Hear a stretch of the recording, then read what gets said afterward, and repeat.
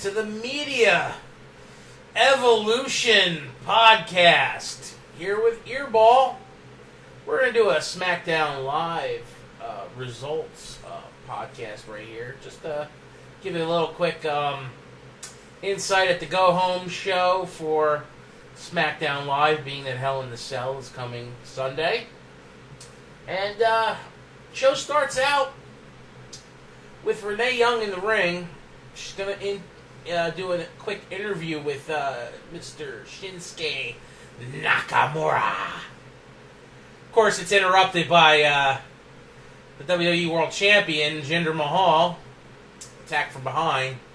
This really didn't do much of anything, just kind of made the champion look strong. You know, him and his two henchmen, the Singh brothers, beating on Nakamura. Really didn't get me hyped for the match. It's already fizzling out. Poor booking as usual.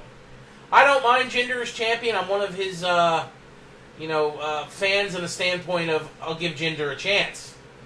And this whole experiment of him, roiding out, coming back after being fired, roiding out, doing a stint with Rusev for a while that really didn't lead to anywhere, and then getting a push into the World Championship slot.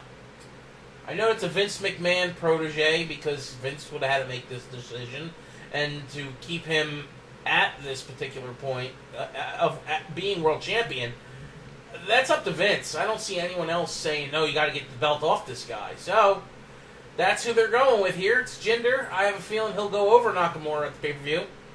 And I will put money on that because of scheduling. Not saying that Jinder needs to keep the belt. A lot of people would be happy if he loses the belt. I really don't think Nakamura needs the belt so quickly, and the fact that he's just come up to SmackDown Live a few months ago. I just don't see that. If anyone on SmackDown Live should be world champion right now, it should be AJ Styles, but that's not where they're going. Hell, I would have even given it to Rusev. I really would have did that. I would have had him come back, not fight with Cena. I would have had him go right into the world title picture, whether Jinder was champion or not.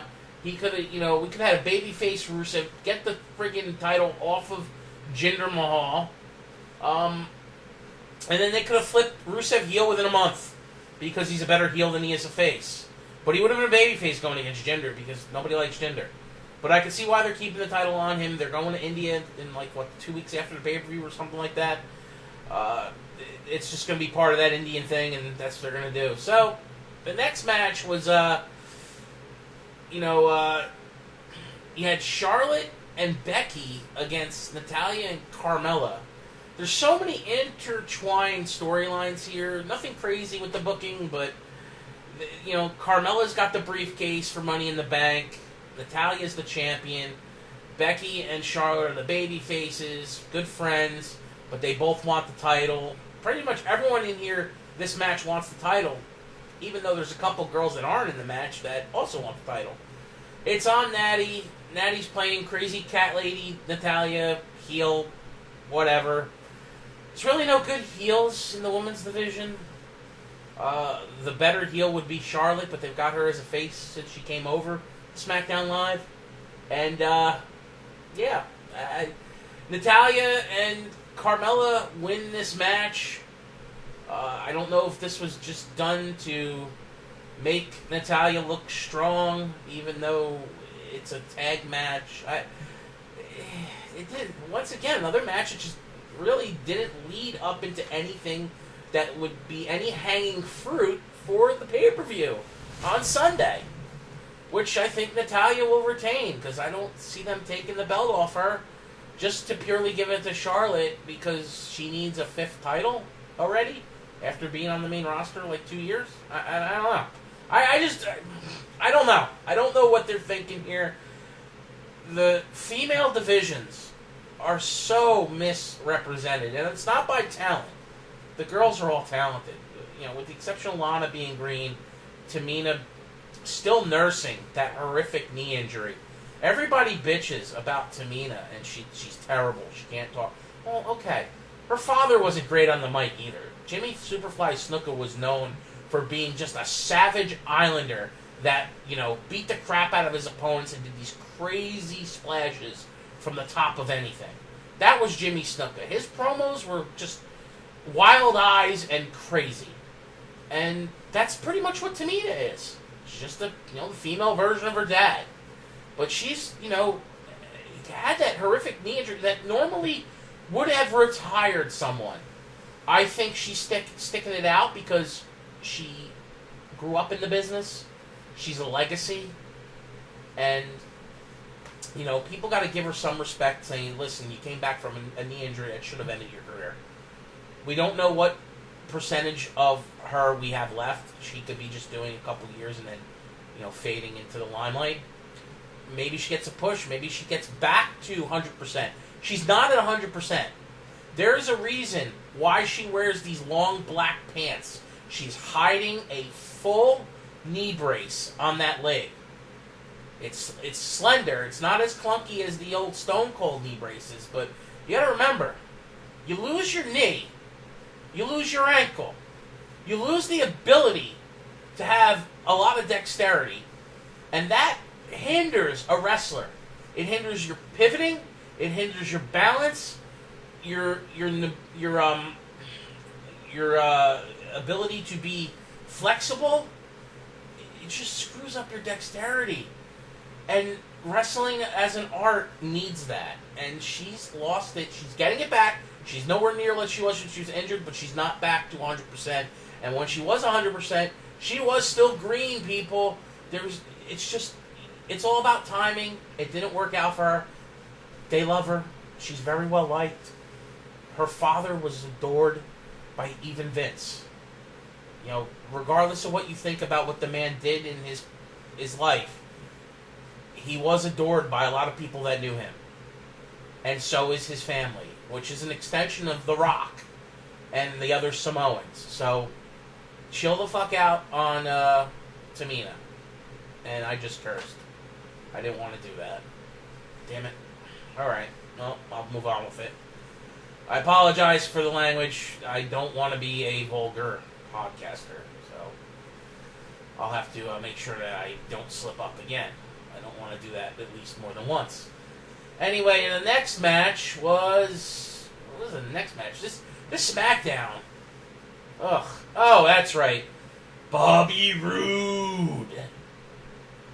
This has actually been booked well. They've kept Bobby off TV since his debut. They've had Ziggler making fun of other themes, grandstanding and whatnot. And Bobby just comes in and smashes Mike Kanellis and then talks a little bit of trash to show Ziggler how he does his entrance. And we know where this is going. We knew where it was going 2 weeks ago. And these guys have the chance, with the exception of maybe the tag match, these two have the chance to put on the match of the night. Bobby Roode's a great wrestler, and so is Ziggler, within their own right. I mean, I personally think they're upper mid-card guys, that they're not world title guys. But that's me. It doesn't mean they can't win the world title. But what I mean is, there's a different class of wrestler that requires to be on top all the time in the main event, or up at the top of the main event card consistently, always going for the title or always holding the world title, no matter which brand it is. These guys could be, intercontinental U.S. title holders multiple times for long stints. I just see that in them. Not saying that we know Ziggler's held the world title. We know Bobby Roode will probably hold it at some point too. But multiple stints, I don't see. It's not in their build. But I like both of them. It'll be a shame if Ziggler leaves.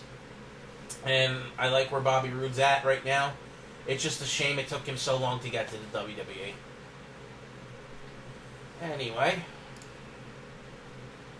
And the New Day and the Usos. Well, don't have to explain much here. We know where this feud is.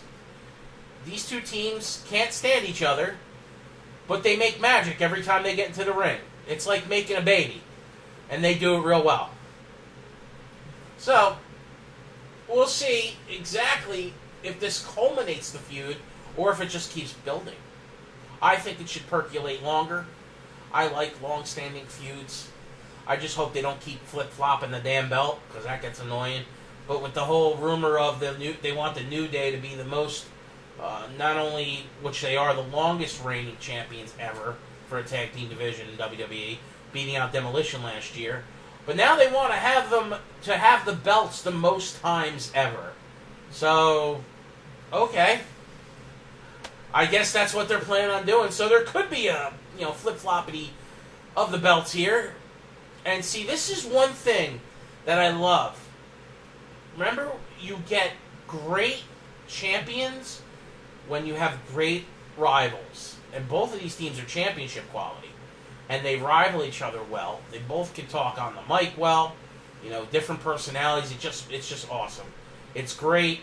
It's going to probably be the match of the night, if not the Rude Ziggler match. So those two middle card matches on the pay-per-view are the ones that probably everyone wants to see, because the main event, okay, we know what main event's going to be. It's going to be the Hell in a Cell match. And we know the bout before that's going to be the Jinder Mahal match with Nakamura. But we kind of know where all those matches are going to be and who's going to win those. Where these two matches, we don't know. It could be either or. I do see Bobby Roode going over Ziggler, and I see the New Day retaining here. But I wouldn't be shocked if the New Day drop to the Usos so that they can have another match next month at Survivor Series where the New Day takes the belts back again. So, and that would just be consistent with the rumor of them becoming the most title holders all time for the tag team division in WWE. And the next, well, great, Baron Corbin, Ty Dillinger. Why isn't Baron Corbin? Why isn't Ty Dillinger in the Baron Corbin and AJ Styles match? Which AJ watched this match from the back and then did a quick little promo on Baron Corbin after Baron Corbin lost again. Got rolled up by Ty Dillinger. Man, they've turned Baron Corbin into a piece of garbage since dropping the Money in the Bank briefcase. A little funny here, but this could have been a triple threat match. I don't know why it's not. Does anybody know why? Once again, nothing built up here to make any better ripe hanging fruit from the tree for the pay-per-view coming up. So, yeah, where are they going with this? Oh, yeah, probably AJ to retain. I'd be shocked if Corbin won. And Rusev watches Randy Orton beat the crap out of out of Aiden English, this poor bastard. All they let him do is, be annoying on the mic with his singing and then job out every left and right. I think he's won one match in the past 2 months. Once again, building up to an existing feud that means nothing. So, yeah, good job, WWE. We really don't care about this match, and this is Randy Orton, who's one of your top all-time, and Rusev, who's a potential world champion, and nobody can give a total two craps about this match. Maybe it'll be over. Maybe this match will be over in 6 seconds. We won't have a 10-second victory. We'll have a 6-second or an 8-second victory. It'll be who can beat who quicker, right? Because we care less. Anyway, the finale of the night was Shane calling out Kevin Owens. Owens outsmarting Shane by giving him a ruthless beating in the concessions that was all kind of tarped off and set up for the whole little stint. And then Owens hobbling Shane after that beating, comes back to the ring, only to get more of a beating. I mean, they let Owens go off strong here, and the fact that they've changed the Hell in a Cell now to a Falls Count Anywhere, which totally negates the fact that it's a Hell in a Cell match. It should just be a regular cage match then. Because the whole point of Hell in a Cell is to keep your opponent in the cell to beat the crap out of them. Well, they're not doing that here. He's going to pin him somewhere else. So, once again, screwed up, bad SmackDown. I don't know what to tell everybody. I know this review's been short. YouTube only gives me 15 minutes. And I don't want to do a 2-part review because this SmackDown sucked. Anyway, come back to my channel. Make sure you like and subscribe. And give me any pointers in the comments. And I will be doing a NXT commentary result of NXT the other night. And the pay-per-view this Sunday.